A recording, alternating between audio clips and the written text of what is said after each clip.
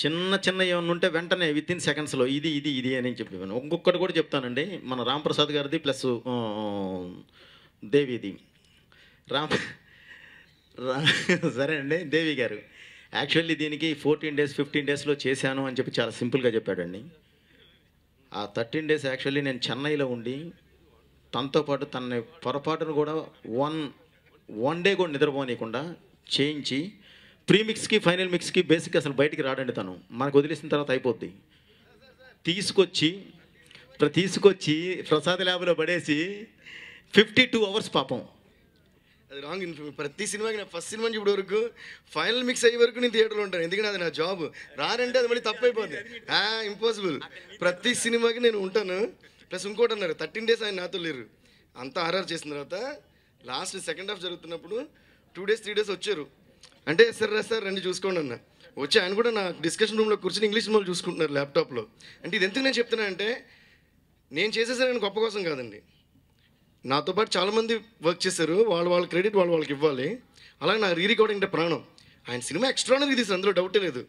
ఆ ఎక్స్ట్రాడనరీగా తీసిన దాని నుంచే నాకు రన్ అయిందని ఆల్రెడీ నేను చెప్పాను. సో అప్పుడు రీరికార్డింగ్ నేను చేశాను కాబట్టి రీరికార్డింగ్ నేనే చేశాను. Okay, so that is my attitude. ఆగండి 13 days నన్ను పడుకోనివ్వకుండా నాకెవరూ చెక్కింగ్ అక్కర్లేదండి. నేనే పడుకోను. ఓకే, నేను పడుకోనరా బాబు అందరూ అంటుంటారు తప్ప. బికాస్ వన్స్ జాబ్ నా చేతిలో పెట్టారంటే మీరే వద్దన్న కూడా నేను నిద్రపోను. నాకెవరు నిద్రపోవద్దు, కూర్చొని చేయండి అని ఇన్స్ట్రక్షన్స్ ఇవ్వనవసరం లేదు. ఇచ్చినా నేను విన్ను. Because I know what I'm doing. ఇది నేను తప్పుగా చెప్పట్లా. Because he came but he was there for 2 or 3 days. That was towards the finishing. First half చేసి నేను చూపించాను సూపర్ అని ఆయన నన్ను కౌగులు ఇచ్చుకున్నారు. మేము ఎలా అయితే ఆయన ఫస్ట్ హాఫ్ చూసి ఆయన కౌగులు ఇచ్చుకున్నామో అలాగే నేను ఇచ్చిన ఆర్ఆర్ చూసి ఆయన నన్ను కౌగులు ఇచ్చుకున్నారు. అలాగే సెకండ్ హాఫ్ చూసి అయితే నేను అసలు మామూలుగా తెలియదండి. సినిమా ఏంటి సార్ ఇలా తీస్తారు, నాకేం అర్థం కావట్లే. చాలా సంతోషంగా ఉంది. బాలయ్య గారి సినిమా ఫస్ట్ మీ కాంబినేషన్ చేయడం అన్న. అలాగే సెకండ్ హాఫ్ ఆర్ఆర్ చూసి ఆయన షాక్ అయ్యి నేను కౌలించుకున్నాను. అలాగే ఇంకో బిట్ సాంగ్ చేసాం. అదైతే ఫైనల్ మిక్స్ డిటిఎస్ వచ్చే వరకు ఆయన కూడా వినలా. అంటే అది ఆయన నా మీద పెట్టిన నమ్మకం. ఇప్పుడు నేను చెప్పేదంతా పాజిటివేనండి. ఓకే, అది మీరు గ్రహించాలి. అందులో నేను నెగిటివ్గా చెప్పట్లా. ఎందుకంటే ఎవరెవరు వాళ్ళు అర్థం చేసుకోవడం బట్టి ఉంటుంది. ఇది కూడా నేను ఎందుకు చెప్తున్నానంటే I don't mind working without sleep and without food for n number of days, n number of months, because that's how I grew up and that's what I'm living for. I'm living only for my music. నేను బయటికి వెళ్ళను, పార్టీలకు వెళ్ళను, ఎవరితో తిరగను, ఏం చేస్తాను లైఫ్లో మ్యూజికే చేస్తాను. ఓకేనా? సో ఇది నేను ఇంత స్ట్రాంగ్ ఎందుకు చెప్తున్నానంటే నాకు క్రెడిట్ ఇవ్వండి ఇవ్వకపోండి దీని గురించి నాకు సంబంధం లేదు. బట్ ఒకళ్ళు చెప్పి నేను నిద్రపోలేదనో లేదా మేము హింస పెట్టి చేయించుకుంటామనో, ఇంతకుముందు ఇలాగే ఒకసారి ఏదో ఆడియో మేము పిండుకున్నాం, మేము హింస పెట్టి చేయించుకున్నాం, వెంటనే మైక్ తీసి చెప్పేసి ఎవరో నేను పిండుకొని నేను అవునా మీరు పితుక్కుని ఏమైనా పాలా? నేను ఇస్తే వస్తుంది ట్యూను, అది మీరు నచ్చిందా నచ్చకపోవచ్చు, అది వేరే విషయం. మీరు బాగుంది అని చెప్పడం నా మీద మీరు పెట్టే రెస్పెక్ట్, బాగోలేదని చెప్తే నేను మీ మీద రెస్పెక్ట్ పెట్టి ఇంకోటి చేస్తాను.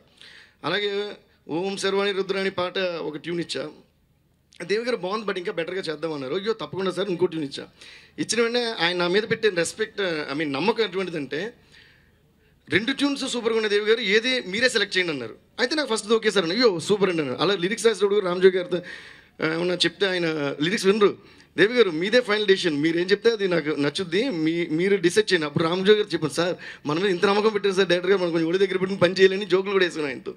సో ఇదంతా ఎందుకు చెప్తున్నానంటే ఇట్స్ ఒకరికొకరు ఇచ్చుకునే నమ్మకం. ఇక్కడ ఆయన చేసినంత నాకు సూపర్గా నచ్చింది. ఈ సినిమా అంతా ఓకే. నాకు ఒకటి ఏంటంటే నాకు నిద్రపోవద్దు, మీరు కష్టపడి పని చేయండి, సినిమాని నెగ్లెక్ట్ చేయొద్దు అనే స్థితికి నేను దిగజారలేదు, ఎప్పుడు దిగజారను.